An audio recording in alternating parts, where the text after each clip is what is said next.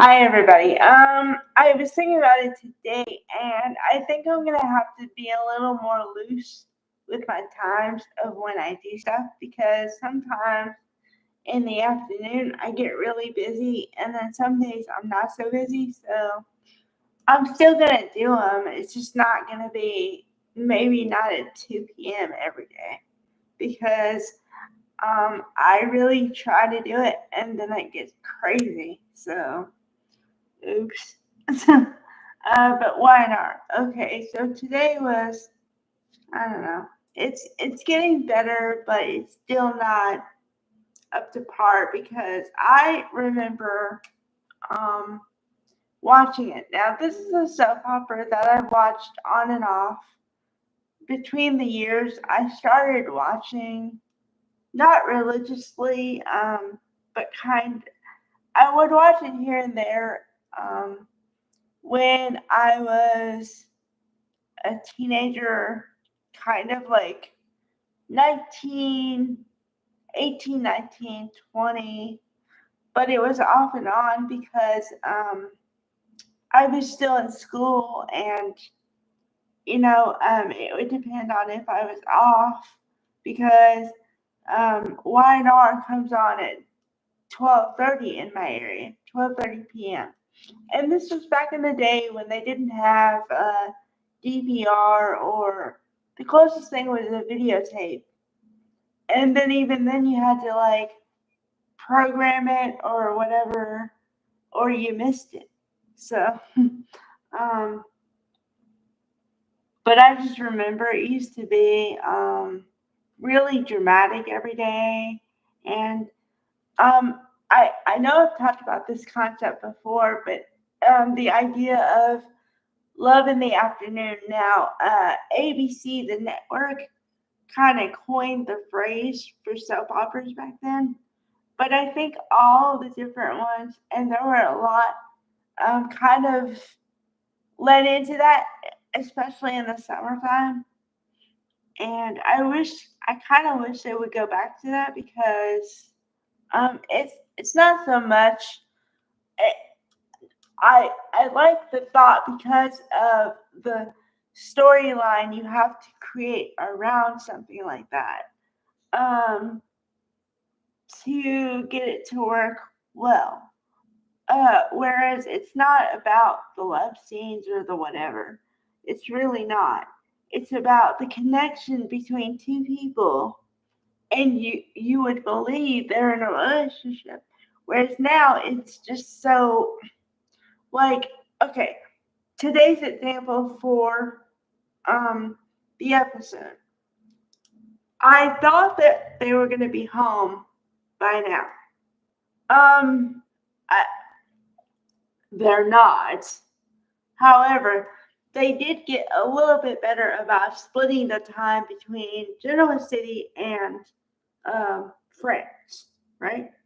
Okay, so because we have storylines now coming back from France, and that fallout I was waiting on is now starting to happen, and it's going to continue happening, but I don't know at what pace. I don't know if it's going to be a slow burn, but not in the love department as far as the leak of information, or is it going to be just a dump where you get everything all at one time? I have no idea. Now, um, yesterday, Lily called home because remember I told you that yesterday was the first day they had cell service, and so Kyle talked to Claire, and then Lily talked to Nate, and Nate is, as y'all know, Damien's brother, right? Okay, so Lily had the unfortunate task of calling Nate and telling him that his brother unalived over there. Um, And I felt really bad for her because, like I said before in another video, um, they had kind of tried to start a relationship, or they had, but it was very, very short because of Kane. Well, because of Carter eventually, but because of Kane's jealousy about Damien for Lily because he still had it in his mind that he was going to win her back. Now, if he had an opponent in the love thing, then that would make it harder for him to succeed in that goal. So, but I don't know. And so we get one scene, or we get a couple scenes with Victor and Kate. Now, I gotta say, Billy Flynn, well, definitely, Billy Flynn is here to stay, at least for now, because his name is in the credits, and he's having some heavy scenes with a bunch of people now. He had a scene with, of course, Lily and Damien, and then he had a scene with Nikki and Victor today. Victor mostly today, but he had another scene with Nikki. And so they're basically, I feel like they're dropping it in the deep end of the pool and seeing if he can swim. And I'd say, like, so far, I think he can, but it all depends on the direction of which they write the storyline and where they go with him. Because if his whole motivation was to get back with Lily, I think that's a lost cause. I don't really think she's feeling it.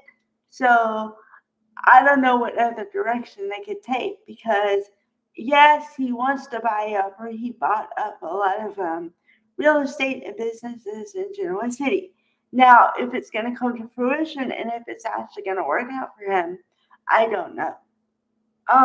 And I don't know, but the fear I have isn't even about the actor. It's about what they do with the character because I have seen it now for the last 2 years, coming on 3, that if they write a character but they don't use him or her and really use their full potential, then you have a character but it doesn't go anywhere. So, I really want him to stay around, but I really hope they write for him. And they write something plausible, you know. So there's another level to that. You know, you want to write something good, but then also plausible because if I'm as a viewer watching the TV and saying that would never happen, then that's not going to go over, you know, because I think most people want something that they can actually believe really could happen. I think we're at that point. So now I don't know if that's going to come to fruition. We're going to have to find out. Once again, we're still waiting on the fallout from uh, Chance's death and who they're going to tell and how they're going to tell them and that whole thing. So I think that's the next piece of this whole thing. Um, and then, of course, I guess the relationship between Billy and Jack, although that's tending to be like one note now, because it's kind of like they're setting the roles as far as familial things. Okay, like Jack is the older brother, so then he feels like he has to protect Billy, but Billy doesn't want to be protected. Billy wants to go out on his own and shine on his own merit. Now the question is Jack gonna let him do that, or is that instinct to protect him gonna kick it? I don't know. Um. Okay. On another front, uh, because they did switch back to Genoa City a couple times, and Claire had to deal with with the death of her father, right? And so, um, she and uh, Adam and Chelsea, um, got really close. So that was cool because I really think she needs friendships. Uh, because I mean, now this is one of the things I can actually distance myself from the thing and believe what I'm seeing because first of all, I think the writing for Claire is good. so far. However, and then also in conjunction with that, Haley Aaron is really doing it. So, you know, I mean, I really feel bad for her. She plays the naive girl really well, and I feel bad for her because in in a way she's lost her family and she's been like punched and punched again, and it's like, is she gonna come up or is she gonna drown, you know? And so far she's been able to rise above the situations, but it's gonna become a question of how much can this one girl take, you know? And how much stuff are they gonna put her through before they give her a break? And like, not that I want her to become one note, obviously. But I mean, it was like she was raised by a woman who didn't treat her like family, number one. Then she found her family, but she lost her father. And then she has a boyfriend, but the boyfriend wasn't there when she needed him, really. So this poor girl has had to go through all this stuff alone. uh, I feel really bad for her. And I don't even know her. And it's like, I feel like I know her, you know? So that's what I'm talking about. When you feel like that with a character, you've hit gold. hmm So, mhm. We shall see on that score.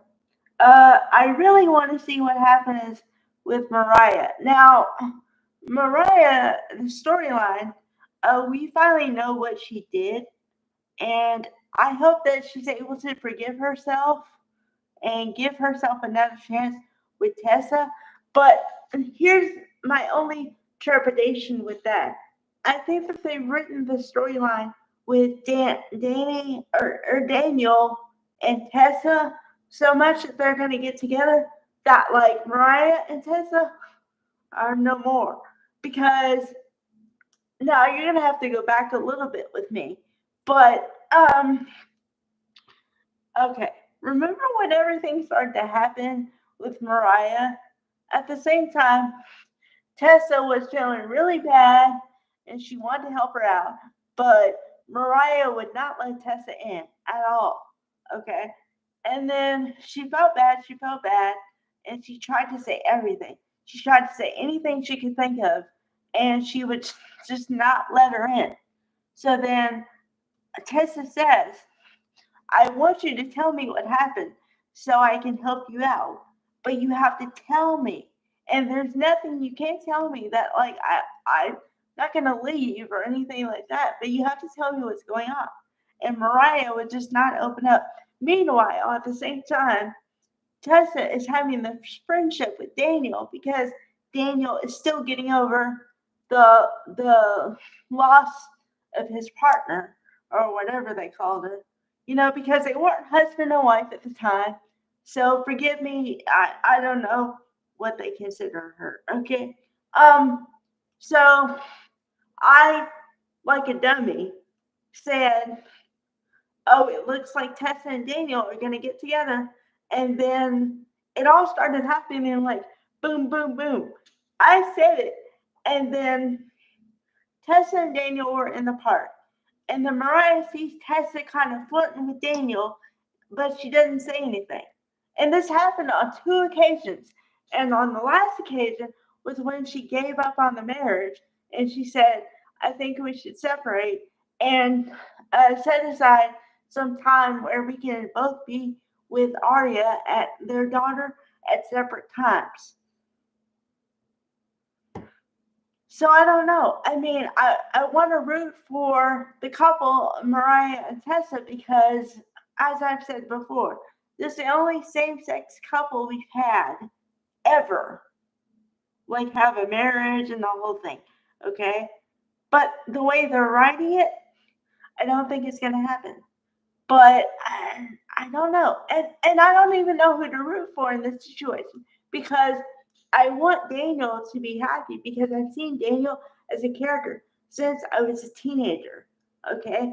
And so to say I'm rooting for him is like the biggest understatement of the year. But I want him to be happy with the right person. And what I mean by that is, like, if Tessa doesn't want to be with him and she wants to be with Mariah, she should go that way. But then Mariah needs to open up for that to happen. I don't know. I don't know. So I'm kind of at a crossroads here, and I don't know which way it's gonna go. I don't know which way they're gonna write it. Um, yeah. So sorry, I was a little long-winded today. Oops. Okay. Bye, everybody.